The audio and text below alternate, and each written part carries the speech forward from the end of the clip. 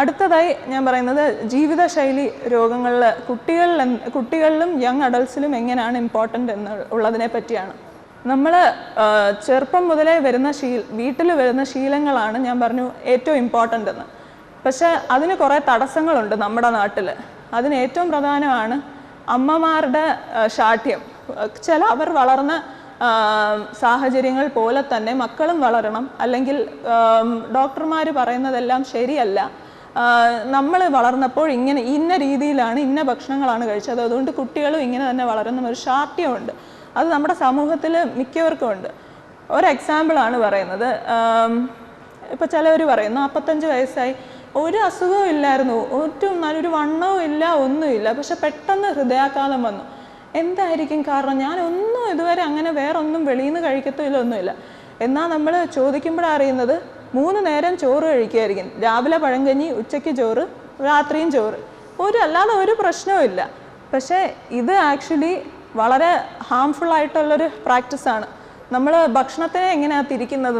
അതിൻ്റെ ന്യൂട്രിയൻസിനെ കാർബോഹൈഡ്രേറ്റ്സ് ഉണ്ട്, പ്രോട്ടീൻ ഉണ്ട്, ഫാറ്റ് ഉണ്ട്, വൈറ്റമിൻസ് ഉണ്ട്, വൈറ്റമിൻസ് ആൻഡ് മിനറൽസ്. ഇതിൻ്റെ അകത്ത് കൊച്ചു കുട്ടികൾക്കൊക്കെ നമുക്ക് കാർബോഹൈഡ്രേറ്റ് അത്യാവശ്യത്തിന് കൊടുക്കാം. ഒരുപാടായിട്ട് നമുക്ക് ചോറ്, ഇഡലിയൊക്കെ അവർ കുറച്ചധികം കഴിക്കുന്നതിൽ കുഴപ്പമില്ല. അല്ലെങ്കിൽ മാനുവൽ ലേബറേഴ്സ്, പാടത്ത് പണിയെടുക്കുന്നവരും കൺസ്ട്രക്ഷൻ വർക്കേഴ്സിനുമൊക്കെ ഇത് കുറച്ച് കൂടുതൽ കഴിച്ചു എന്നും പറഞ്ഞ് ബുദ്ധിമുട്ടില്ല. പക്ഷെ ഒരു സാധാരണ മനുഷ്യൻ, എന്നെയോ അല്ലെങ്കിൽ നിങ്ങളെപ്പോലെ ഓഫീസ് വർക്കുകൾ ചെയ്യുന്നവരോ അല്ലെങ്കിൽ ഈവൻ വീട്ടുജോലി ചെയ്യുന്നവർക്കോ ഇതിൻ്റെ അത്ര ആവശ്യമില്ല. പക്ഷെ നമ്മൾ കഴിക്കുന്ന എന്താ? ചോറ് ഒരു പ്ലേറ്റ് നിറച്ചെടുക്കും. പ്ലേറ്റിൻ്റെ 3/4 ഭാഗവും ചോറായിരിക്കും. ഇറച്ചിയോ മീനോ ഒരു കഷ്ണം കാണും. വെജിറ്റബിൾ എന്ന് പറയുന്നത് ആകെ ഒരു പേരിന് വേണ്ടി തൊട്ട് നക്കാൻ അച്ചാറെന്ന് പറയുന്ന പോലെയാണ് വെജിറ്റബിൾ എല്ലാവരും കഴിക്കുന്നത്. അപ്പോൾ ഇങ്ങനെ വന്നാൽ എങ്ങനെ നമുക്ക് അസുഖങ്ങൾ വരാതിരിക്കും? അത് കാരണമാണ് നമ്മുടെ സൊസൈറ്റിയിൽ, നമ്മുടെ കേരളം എന്ന് പറയുന്നത് ഡയബറ്റീസ് ക്യാപിറ്റൽ ഓഫ് ഇന്ത്യ എന്നാണ് പറയുന്നത്. പ്രമേഹത്തിൻ്റെ ക്യാപിറ്റലാണ് നമ്മുടെ നാട്ടിൽ. നമ്മൾ എപ്പോഴും ഒരു പ്ലേറ്റ് നമ്മൾ കഴിക്കുമ്പോൾ, ഉച്ച ഭക്ഷണമാണേലും ഏത് ഭക്ഷണമാണേലും നമ്മൾ കഴിക്കുമ്പോൾ ആലോചിക്കേണ്ട കാര്യം, നമ്മൾ കഴിക്കുന്നതിൻ്റെ 1/4 ഭാഗം മാത്രമേ കാർബോഹൈഡ്രേറ്റ് വരാൻ പാടുള്ളൂ. 1/4 ഭാഗം പ്രോട്ടീൻ, അതായത് മീൻ, ഇറച്ചി എന്നിങ്ങനെ, പകുതി ഭാഗം വെജിറ്റബിൾസ് വരണം എന്നാണ്. ഇത് പറയുമ്പം പല റീൽസും ഞാൻ കണ്ടിട്ടുണ്ട്, ഇങ്ങനെ ന്യൂട്രീഷൻ എക്സ്പേർട്സും മറ്റവരുമൊക്കെ ഇങ്ങനെ പറയുന്നത് ഇങ്ങനെ ചെയ്യണമെന്ന്. അതിൻ്റെ കമൻറ്റുകളെല്ലാം പറയുന്നത് ഇങ്ങനെ കഴിച്ചാൽ വിശപ്പ് മാറുമോ, എങ്ങനെ കഴിക്കും, ഇങ്ങനെ ജീവിക്കാൻ പറ്റുമോ? അതാണ് പറയുന്നത്. ചെറുപ്പത്തിലെ നമ്മൾ ശീലിച്ചാൽ മാത്രമേ ഇതൊക്കെ നമുക്ക് പ്രായമാകുമ്പോഴും ഇതൊക്കെ നമുക്ക് ജീവിതത്തിൽ അത് ഏറ്റെടുക്കാൻ പറ്റൂ, ഇങ്ങനത്തെ ശീലങ്ങളൊക്കെ.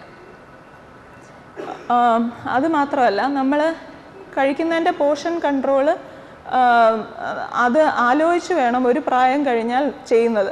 അതായത് പലരും 10 ഇഡലി കഴിക്കുന്നതിന് എന്താ കുഴപ്പം എന്ന് ചോദിക്കും.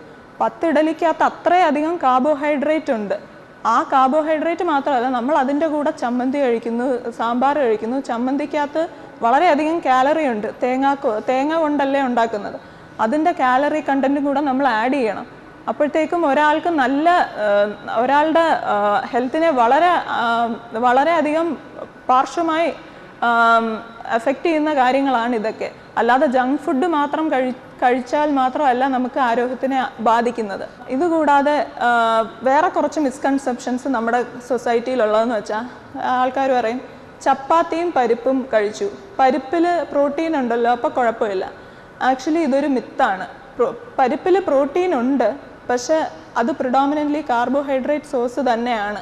പ്രോട്ടീൻ ശരിക്ക് കഴിക്കണം എന്നുണ്ടെങ്കിൽ ഇറച്ചി, മീനൊക്കെ തന്നെയാണ് ശരിക്കുള്ള നല്ല പ്രോട്ടീൻ സോഴ്സസ്.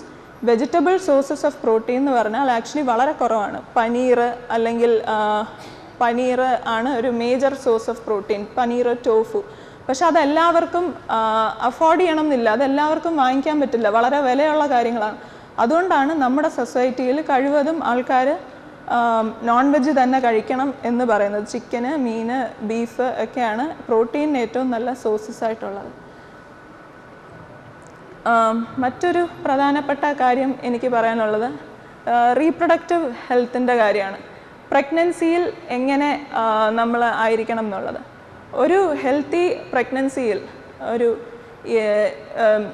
9 മുതൽ 11 കിലോ വരെ നമുക്ക് കൂടാം, അത് നോർമലാണ്. പക്ഷേ എന്നും പറഞ്ഞ് നമ്മൾ വ്യായാമം ചെയ്യാതിരിക്കരുത്. വ്യായാമം എക്സ്ട്രെസ് ആയിട്ട് ചെയ്യരുത്, പക്ഷേ നമ്മൾ ഒരു മിനിമൽ രീതിയിൽ ഒരു മൈൽഡ് ടു മോഡറേറ്റ് എക്സസൈസ് നമുക്ക് ചെയ്യാൻ പറ്റുന്നതാണ് പ്രഗ്നൻസി സമയത്ത്. അതുപോലെ തന്നെ ഞാൻ നേരത്തെ പറഞ്ഞു, ഭർത്താവിൻ്റെ ഹെൽത്തും പ്രഗ്നൻസിയെ നന്നായിട്ട് ബാധിക്കും. അത് പലർക്കും അറിയാത്തൊരു കാര്യമാണ്. പ്രഗ്നൻസിയുടെ ഹെൽത്ത് അമ്മയുടെ ഹെൽത്തിനെ മാത്രമല്ല ഡിപ്പെൻഡ് ചെയ്യുന്നത്. ഇപ്പം ഒരു അമിതവണ്ണമുള്ള ഒരു ആളാണ് ഭർത്താവെങ്കിൽ ആ പ്രഗ്നൻസിയിൽ വളരെയധികം കോംപ്ലിക്കേഷൻസിനുള്ള ചാൻസ് കൂടുതലാണ്. പ്ലാസൻറ്റ പ്രീവിയ, ഹൈപ്പർ ടെൻഷൻ, അതായത് പ്രഗ്നൻസിയിൽ വരുന്ന വലിയ BP, ഇതൊക്കെ ഭർത്താവിൻ്റെ ഹെൽത്തിനെയാണ് ഭർത്താവിൻ്റെ ഹെൽത്ത് പ്രോബ്ലംസ് മൂലമാണ് വരുന്നതെന്നാണ് ഇപ്പോഴത്തെ പഠനങ്ങൾ പറയുന്നത്. വേറൊരു ഘടകമാണ് ലൈഫ് സ്റ്റൈൽ ഡിസീസ് പ്രിവെൻറ്റ് ചെയ്യാൻ എക്സസൈസ് എന്ന് നമ്മൾ പറയും. എക്സസൈസ് എങ്ങനത്തെ എക്സസൈസ് ആയിരിക്കണം? കാർഡിയോ വാസ്കുലർ എക്സസൈസ് ആണ് വേണ്ട. പലതരത്തിലുള്ള എക്സസൈസ് ഉണ്ട്. വെയിറ്റ് ബെയറിങ് എക്സസൈസസ്, അതായത് നമ്മൾ ജിമ്മിലൊക്കെ പോയിട്ട് വെയിറ്റ് എടുക്കുന്ന എക്സസൈസസ് ഉണ്ട്. എയറോബിക് എക്സസൈസ് അല്ലെങ്കിൽ കാർഡിയോ വാസ്കുലർ എക്സസൈസ് ഉണ്ട്. ട്രെഡ്മില്ലിൽ പോവുക, അല്ലെങ്കിൽ ഇവിടേക്കാണെങ്കിൽ നടക്കാൻ പോവുക, ഓടാൻ പോവുക എന്നൊക്കെ പറയുന്നത്.